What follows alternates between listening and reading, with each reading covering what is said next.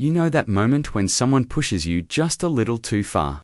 Well, that's exactly what happened when HOA Karen bulldozed my lakeshore trees. The very ones I had planted and cared for over decades. She had no clue that I controlled them downstream. And when I finally had enough, I made a single move that left her jaw on the ground. This is the story of how justice rolled in like a flood. Let us know where you're watching from today. And if you're new here, don't forget to like this video and subscribe to join our growing community. I've always been a simple man who finds peace in the sound of water lapping against the shore. My lakefront property has been my sanctuary for nearly 30 years. It's not a fancy place, just a sturdy wooden house I built with my own hands. A big wraparound porch, and a wide stretch of grassy yard leading down to the lake. But what makes it truly special are the trees along the shore. I planted them decades ago when they were nothing but saplings, each one representing a small victory in my life. Now they're tall, strong, and beautiful, standing like sentinels along the water's edge. Those trees aren't just for decoration. They help prevent erosion, provide shade for fishermen, overset the lake, and create a natural barrier that keeps my property private. I've spent years nurturing them, pruning their branches, and ensuring their roots remain healthy. They mean something to me far beyond their physical presence. They're part of my history. A living memory of the time my late wife and I spent here watching sunsets with a glass of sweet tea in hand. Life by the lake is to be quiet and uneventful. My neighbors are mostly older folks who, like me, appreciate peace and privacy. But then came the HOA, the so-called Homeowners Association. It was supposed to maintain the community. But all I've seen is a group of people trying to control every blade of grass, and the worst of them all. Karen. Every neighborhood has one. She's the type who struts around as if she owns the entire town, always pointing out what others are doing wrong and never lifting a finger to help. I've had my fair share of run-ins with her over the years. At first, it was just little things. Letters about my mailbox not buying modern enough or complaints about my pickup truck being an eyesore. I let it slide, figuring it wasn't worth my time or energy to fight over such nonsense. But her tone got more aggressive with each passing month. She started showing up uninvited, marching across my yard like a drill sergeant, waving her clipboard around like it was a weapon. The last time she came by before the storm started, she pointed at my trees and said, "These are unapproved by the HOA, you'll need to take them down." I stared at her, stunned. Take down my trees, the ones I've raised for decades. It wasn't going to happen. I told her, as calmly as I could. Karen, those trees are on my property, and they're staying right where they are. She gave me one of her infamous fake smiles, the kind that makes your blood boil, and said, "We'll see about that." I brushed it off, thinking it was just another empty threat. After all, I'd dealt with her before, and she always backed down when I stood my ground. But something about her tone this time felt different. She'd been elected HOA president not long ago, and I guess the new title made her think she had power over everyone. She had a way of intimidating folks. Most neighbors were too tired or too polite to push back. I wasn't. For weeks after that conversation, I kept a close eye on my property. I made sure all my documents were in order, verifying that's lakefront land, and the trees were entirely mine. The HOA had no authority over in fact, most of their rules didn't even apply to my property because of how it was grandfathered in decades. Still, something told me that Karen wasn't going to give up. On one particularly calm evening, I sat on my porch watching the sunset. The lake reflected the colors of the sky, orange, purple, and gold, like a painting I could step into. It was perfect, peaceful. But even as I sat there, I felt a nagging sense of unease. Karen was planning something. I could feel it. And I knew that when she made her move, I'd have to be ready. What she didn't know, what nobody knew, was that I held keys to something far more powerful than any HOA rulebook. I control the dam at the far end of this lake. It's a responsibility I took on years ago when the previous owner retired. Most folks don't even realize the lake level can be adjusted, but I do. I know exactly how to handle it, when to raise or lower thickets, and how the water can change everything downstream. Back then, I didn't plan to use that power for anything more than maintaining the lake's health. But after Karen bulldozed into my life and my property, I started to realize that sometimes justice requires a little creativity. I leaned back in my rocking chair, listening to the evening crickets, and made a silent promise to myself: if Karen crossed the line this time, she wouldn't just get a warning, she'd learn once and for all that I don't take kindly to people destroying what I love. Karen wasn't just any neighbor. She was the self-appointed queen of the HOA before she moved in. Life around the lake was calm. We all respected each other's boundaries, and everyone handled their own property. But the moment Karen arrived, she started sniffing out violations like a bloodhound. It wasn't long before she decided my place was her #1 target. I still remember the first time we met. She came marching down my driveway, clipboard tucked under her arm, wearing oversized sunglasses, even though the sun was nowhere to be seen. "Hi, I'm Karen," she announced, in a tone that wasn't friendly, but more like a declaration. "I'm on the HOA board, and need to talk about your property." She didn't bother with small talk or introductions, just went straight into a list of things she didn't like. My old mailbox, my weathered fence, and even my pickup truck parked in front of my own house. "Your truck doesn't meet community standards," she said with asp. "It looks rustic." I laughed in her face. "Rustic lady, that truck has hauled more lumber than you've ever seen. It's part of my life and it's not going anywhere." She didn't like that answer. From that day on, I became her personal project. She sent letters about my unsightly woodpile, claimed my lawn was too wild, and even suggested I repaint my porch because the color didn't blend with the neighborhood aesthetic. It was ridiculous. The other neighbors either ignored her or reluctantly followed herdmans just to avoid trouble. But me, I wasn't about to let some HOA dictator me how to live on the land I worked so hard to keep. Then came the trees. One crisp morning, I found her standing at the edge of my lakefront, hands on her hips, glaring at the shoreline as if trees had personally offended her. "These trees block the view for other residents," she said, pointing like a "According to HOA guidelines, you'll need to remove them." I raised unable. "According to my property deed, these trees belong to me, and they're staying right where they are." She didn't like that answer either. Her face tightened and she muttered something about community harmony before. That's when I knew this wasn't over. Karen had the kind of personality third off on control. Telling her no only made her more determined. For the next few weeks, I noticed her snooping around me property line more often. She'd pretend to be out for a walk, but stopped just long enough to take pictures of my yard a couple of times. I even caught her talking to the contractors who worked on her house, pointing at my property as if she was hatching some grand plan. It wasn't just about the trees anymore. It was. She started sending me HOA notices that were so nitpicky. They bordered on harassment. One letter said me dock lights were too bright at night. Another accused me of having unapproved landscaping because I planted wildflowers along my path. I kept all the letters in a folder. Partly because I knew this would escalate, and partly because I wanted evidence of just how far she was willing to go. Then I heard from one of my neighbors that Karen had been boasting at an HOA meeting about fixing the lakefront eyesore. I didn't have to ask who she meant. I knew my property was the next battleground. I just didn't expect how far she'd go to get her way.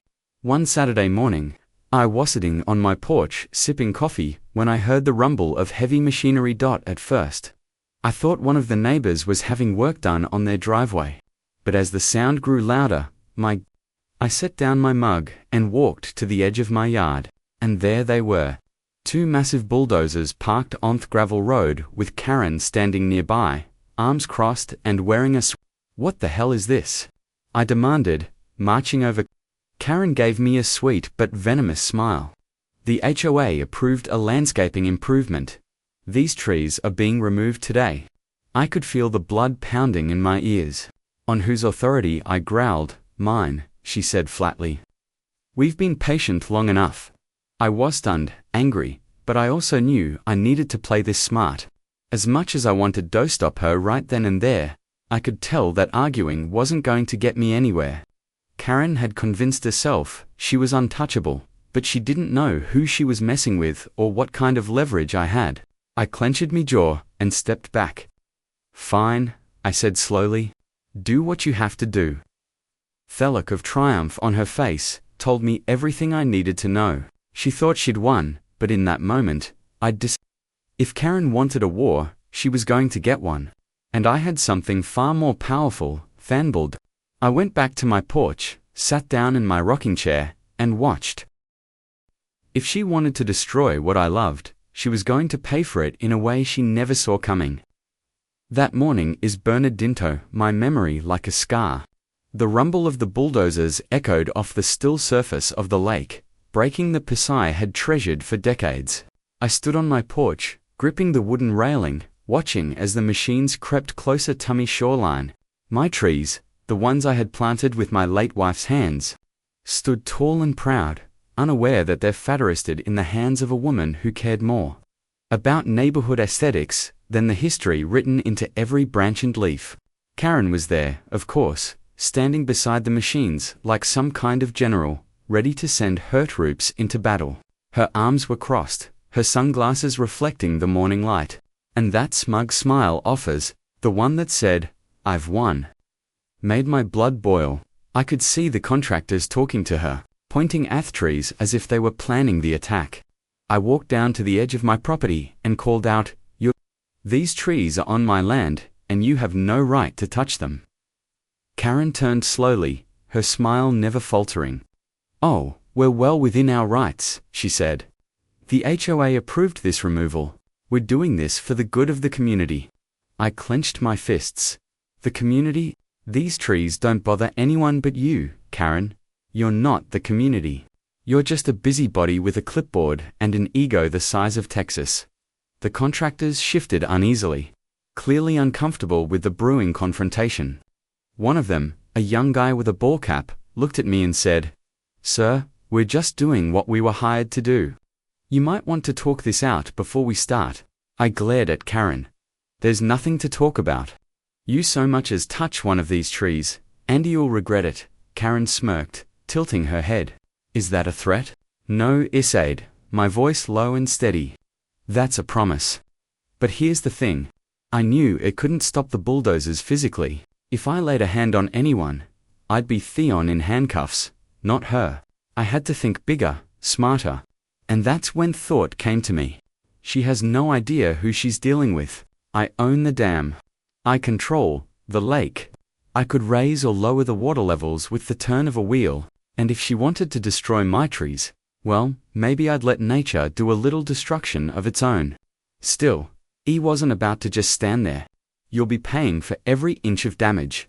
I told her, "You know that, right? Every single tree has value. I have the paperwork."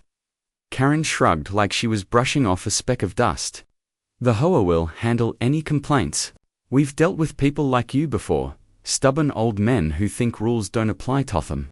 That one stung, not because of her words, but because of how casually she'd missed me, like I was just some obstacle to bulldoze over. My wife used to say that pride can be a dangerous thing. But in that moment, my pride was the only thing keeping me from tearing into Karen right there. I stepped aside, letting the contractors do their work. It wasn't because I was backing down. Far from it. I wanted her to think she'd won. I wanted her to have that fleeting moment of victory before I turned the table so hard she'd never see it coming. The bulldozers roared to life. The first tree came down with a sickening crack that made my chest tighten. I turned and walked back up to my porch. My fist clenched so tightly my knuckles were white. Each crash of wood hitting the ground felt like a punch tough gut, but I forced myself to watch. I wanted to remember this feeling. I wanted to channel every ounce of anger into what I was about to do next. By noon, my shoreline looked like a battlefield. Where once there had been a line of green, now there were stumps and splintered branches. Karen was beaming like she'd just won an award. "See," sheckled out as I stood silently on my porch. "Doesn't that look so much cleaner now? So much better for the community?" I didn't answer. I just stared at her, my jaw tight, my mind already turning gears. She thought this was over, but it wasn't even close. That evening, after the bulldozers left and the noise died down, I walked down Tough Lake. The water was calm, the sunset painting the surface in shades of red and gold. I stood there, looking at Theodem in the distance, and I made my decision. If Karen wanted war, I'd give her a flood she'd never forget. The night, after the bulldozers left, I couldn't sleep. I sat on my porch, staring at the jagged stumps along Miss. The wind whistled through what used to be a wall of green, and the place felt exposed raw. Every time it looked at that ruined stretch of land, I saw my late wife's face. I could almost hear her voice, soft but firm. Don't let anyone push you around, Hank. This land is yours. Protect it. I knew she'd be disappointed if I just let Karen get away with this. But I also knew charging over to Karen's house and yelling wouldn't fix anything. That's not my style. I've learned over the years that the best revenge is calm, calculated, and undeniable. And in this case, I had the perfect advantage of the dam. Most folks around here don't even know how the dam works. It's not something I advertise, but I've been the one maintaining it for over 20 years. When the county needed someone reliable to handle water levels, they came to me. I've got the keys, the codes, and the knowledge to adjust the lake by several feet. Depending on rainfall and seasonal needs, it's all legal. 2. As long as I follow the guidelines for safety and downstream flow. Karen had no idea I was the man in charge of the water she loves bragging about in her backyard view. So, I started thinking if I made just a few adjustments, timed with the heavy rain that was in the forecast, I could raise the lake just enough to send water creeping up into her precious garden, her pristine flower beds, her new stone walkway, even those overpriced lawn chairs she boasts about. All of it could be underwater in a matter of days. And the best part, I wouldn't be breaking a single law. It would all look like a natural consequence of the weather. But before I made any moves, I needed to measure. I spent the next morning down at the dam checking the gates and runoff points. The metal wheel was cold under me hands as I tested the settings. I made a few small adjustments, nothing noticeable yet, just enough to prepare a system. The lake's water level began to inch upward, slow and steady, like a sleeping giant waking up. Back home, I walked along the shoreline, running my hand over the rough bark of their maining trees. The place felt different now, almost like it was holding its breath. But deep down, it wasn't just angry anymore. I was focused. Every step Karen took to control me only gave me more resolve to show her she wasn't untouchable. I spent that afternoon reinforcing my own property.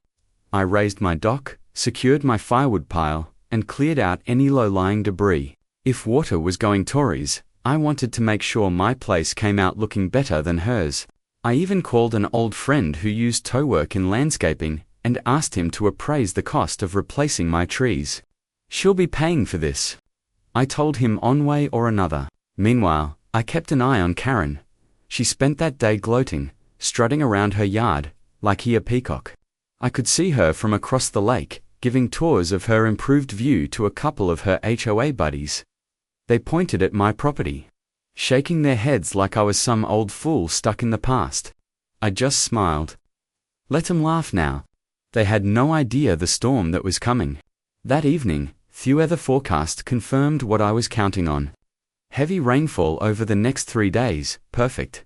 I went back to Theodem just before dusk and made another adjustment. Just a little more this time. The gates creaked as I turned through it, and the sound of rushing water filled the air. It wasn't dramatic, not yet, but it was enough to start tipping balance. As I stood there, I thought about the years I've spent living on this land. How much blood and sweat I've poured into keeping it beautiful. Karen didn't plant those trees. She didn't spend decades maintaining the shoreline. She just showed up one day with her rules and her attitude, thinking she could bulldoze over anyone who got in her way. Well, I'm not the kind of man you bulldoze without consequences. When I got back to my porch, I felt something I hadn't felt since this whole mess started. Calm. I sat down with a cold beer, watched the sun dip below the horizon, and listened to the frogs croaking by the water's edge, their wastel anger simmering inside me.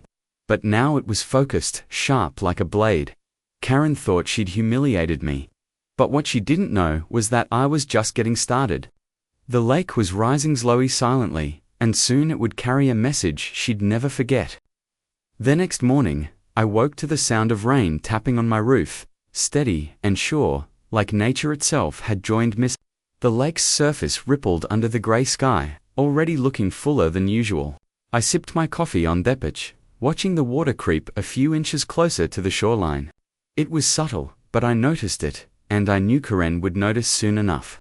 This wasn't about mindless revenge. It was about balance. She tore down what I spent decades building without an ounce of respect or permission. Now she was going to learn that every action has consequences, some delivered by nature itself. With just a little help from me, that morning I drove out to the dam again, my truck tires crunching over the gravel road. The rain soaked through Midgicot as I made another careful adjustment to the gates.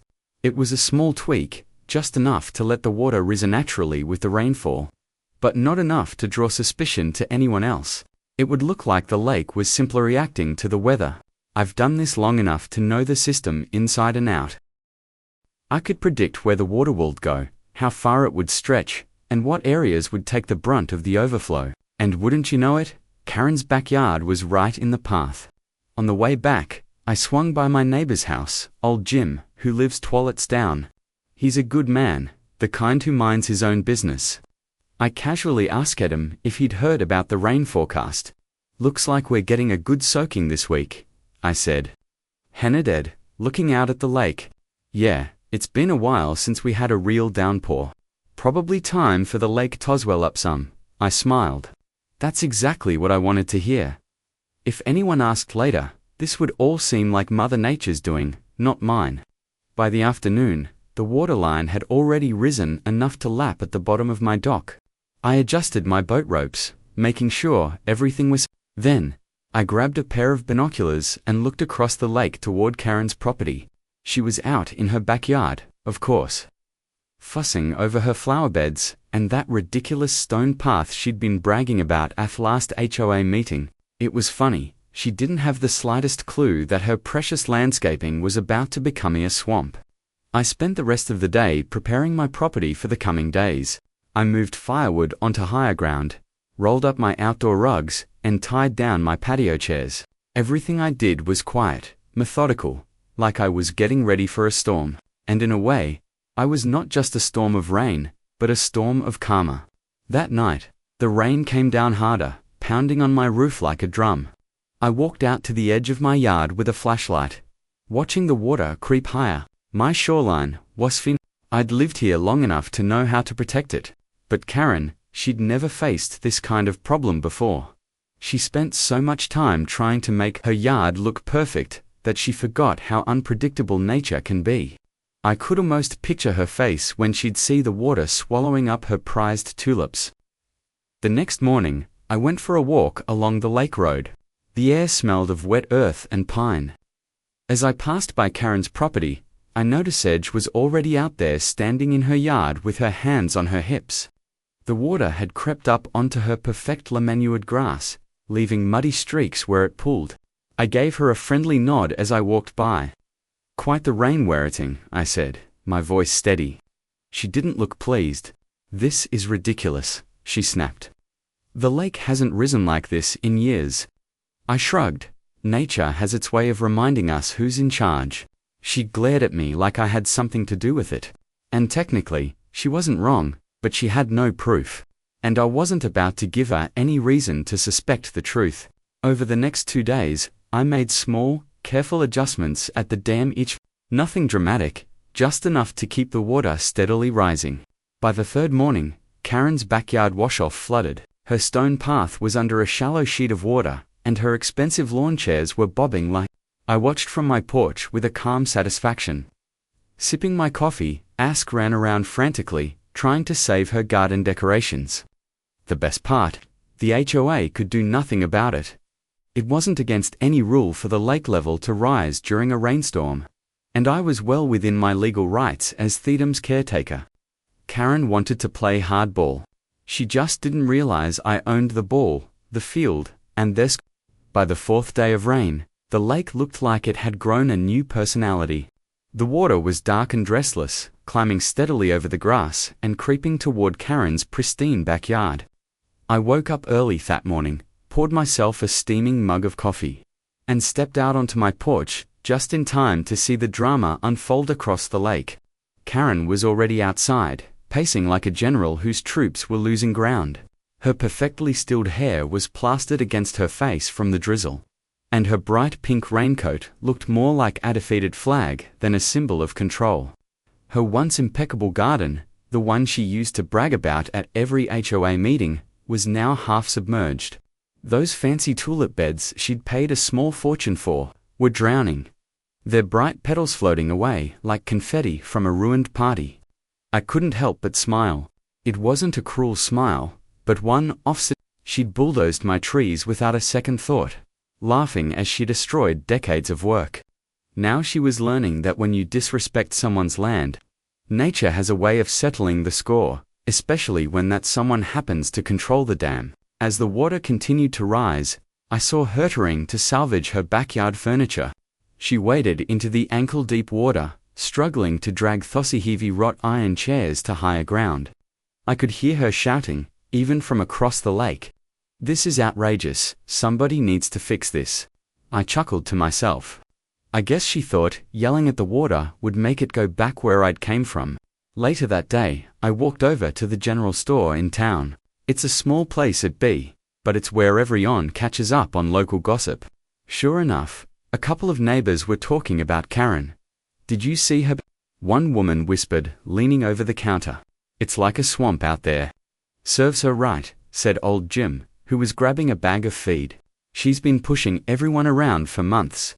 Maybe now she'll realize she's not in charge of Mother Nature." I didn't say much. I just smirked and paid for my supplies. But inside, I felt a small flicker of pride. Not only was Karen's little kingdom crumbling, but people were starting to see that her arrogance had a price. When I returned home, I noticed Karen standing at the edge of her yard, hands on her hips, glaring across the lake at me. I waved. She didn't wave back.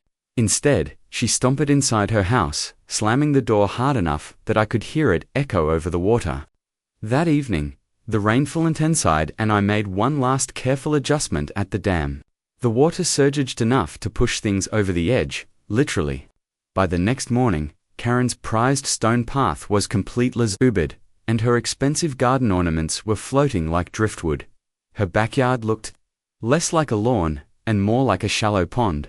I was sitting on my porch sipping coffee when she stormed over in her rain boots. Mud was splattered all the way up her legs and her face was flushed with frustration. "Did you do this?" she demanded, pointing at the lake as if I controlled the weather. I tilted my head. "Do what this?" she shouted. "The water. My backyard is destroyed. You're the one who manages the dam, aren't you? Don't pretend you don't have something to do with this." I set down my mug, stood up slowly, and looked her square in the eye. "Karen, I managed the dam to keep the lake safe. That's it. We've had 4 days of heavy rain. What did you expect? I can't control Mother Nature." Her mouth opened like she was ready to argue, but nothing came out. One think part of her realized I was right, at least legally. She couldn't prove anything. The truth was, I hadn't done anything outside my rights. The rain had simply given me the perfect cover. "Maybe next time," I added, my voice calm but firm, "you'll think twice before tearing down Samia Nils's property without asking." She glared at me, but there was a flicker of doubt in her eyes. She wasn't used to being challenged, especially not by someone who wouldn't crumble under her hoe threats. That night, I walked down to the lake's edge. The water glistened under the moonlight, higher than I'd seen it in years. My dock stood strong, my boat secure, and my property untouched. Karen's backyard, on the other hand, looked like a disaster zone. For the first time in days, I felt at peace, not because I had one, but because I'd shown her that some battles can't be fought with clipboards and HOA rulebooks. Some battles are won by patience, timing, and knowing when to let nature take its course. But this wasn't over yet. I knew Karen, and she wasn't going to back down quietly. Which meant it was time to confront her hidden with the one thing she hated most: Proof that she was wrong. The home meetings were usually dull affairs. People arguing over fence paint colors, lawn heights, or whether semi-entristom lights were too bright. But this one was different. Word had spread like wildfire about Karen's flooded backyard, and half the neighborhood showed up hungry for drama. I could feel the tension in Thea as I walked into the small community hall, a folder of documents tucked under my arm. Tonight wasn't about yelling or pointing fingers. Tonight was about ending this once and for all. Karen was already there, of course, sitting at their head of the table, like a queen, awaiting her subjects. Her hair was back in its usual stiff bun, and her lips were pressed into a tight line. When she saw me walk in, her eyes narrowed. She looked like a general who just spotted her rival walking onto the battlefield. "Mr. Harper," she said sharply as I sat, "I hope you're here to explain the destruction you caused." I didn't answer her immediately. Instead, I opened my folder and laid out a stack of papers on the table. "Before we get into wild accusations," I said evenly, "I'd like to discuss something a little more important. Property rights and the damage your bulldozers caused to mine." Armora rippled through the room. A couple of my neighbors leaned in, clearly eager to hear what was about to unfold. Karen tried to cut me off, but I wasn't having it. "You destroyed my shoreline trees without permission," I continued, my voice steady but firm. "Trees that I planted decades ago.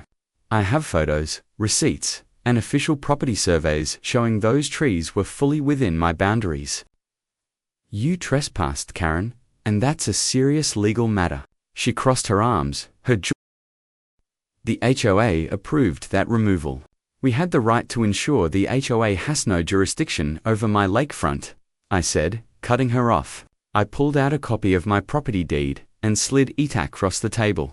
"My land is grandfathered outside your petty rules. And here's the kicker. While you were busy bulldozing what's mine, you forgot one important thing. I control the the water you enjoy so much.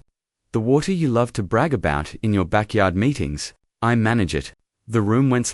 Karen's face turned pale, and I could see her eyes flicker with a mix of shock and anger. I didn't stop.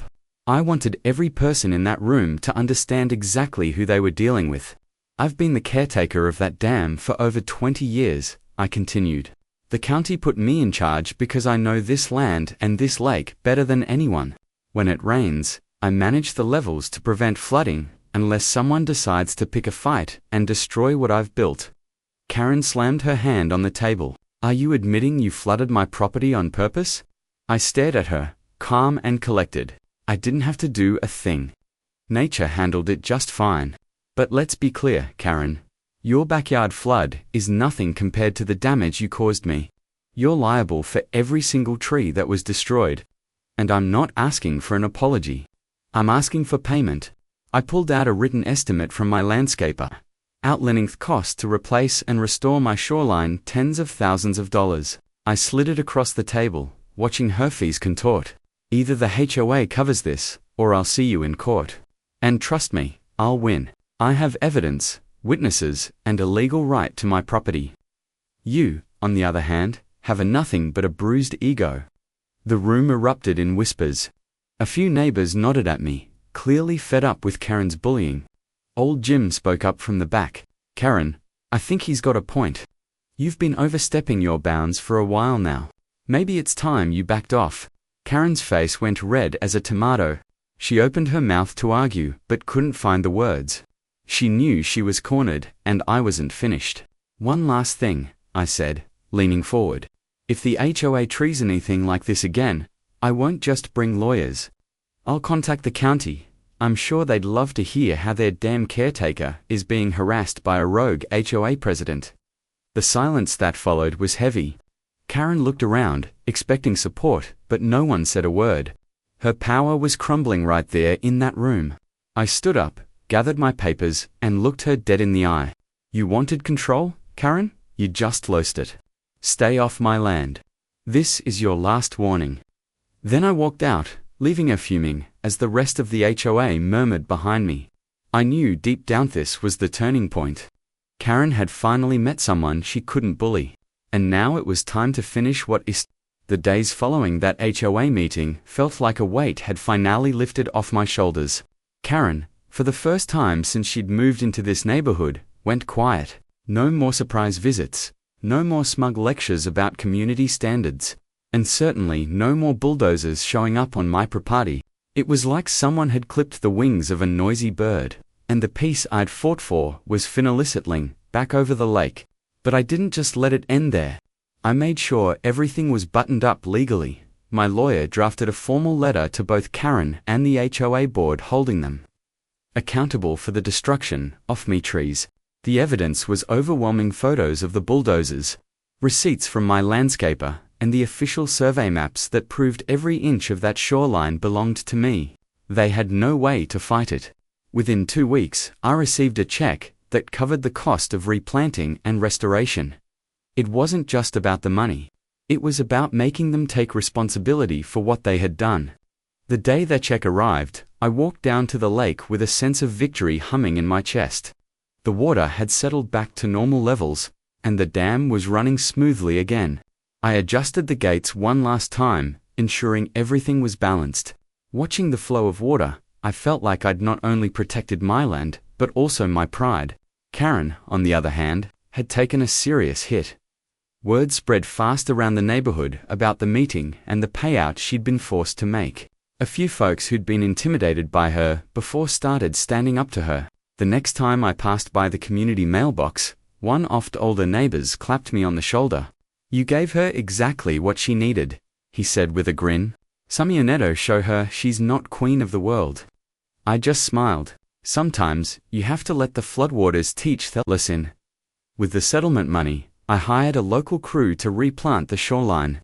We brought in a mix of oxypoolings and willows, strong trees that would grow fast and provide shade for years to come. Watching them sink therots into the fresh soil felt like a healing process. Those trees would take time to grow. But I had time, and they'd stand as a living reminder that no HOA bully could take away what I'd built. A few evenings later, I sat on my porch with a glass of sweet tea, looking across the lake. The sun was setting, painting the water in warm gold and pink hues. Karen's backyard, once the jewels flaunted, still looked a mess. Muddy patches where her precious tulips used to bloom, and the stone walkway was cracked and uneven from the flooding. She hadn't been outside much since the meeting. Maybe it was embarrassment. Or maybe she'd finally realized there are some battles you just can't win. I'll admit, there was a part of me that wanted to rub it in. But I'm not that kind of man of race. Say my victory wasn't about it was about standing my ground and proving that respect is a two-way street. I leaned back in my rocking chair, feeling the cool evening breeze, and let out a long, satisfied sigh. Thelic was calm again. My home felt like mine again, and that, more than anything, was the real win. Before heading inside, I took one last walk down to the dock.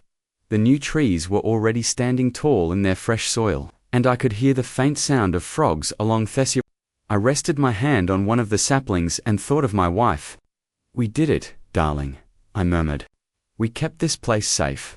The HOA hasn't bothered me since." In fact, at the next board election, Karen lost her spot as president. I wasn't surprised. People had finally seen through her bossy act. The community started working together again, like it used to be, with a little more understanding and a lot less drama. If there's one thing this whole ordeal taught me, it's this.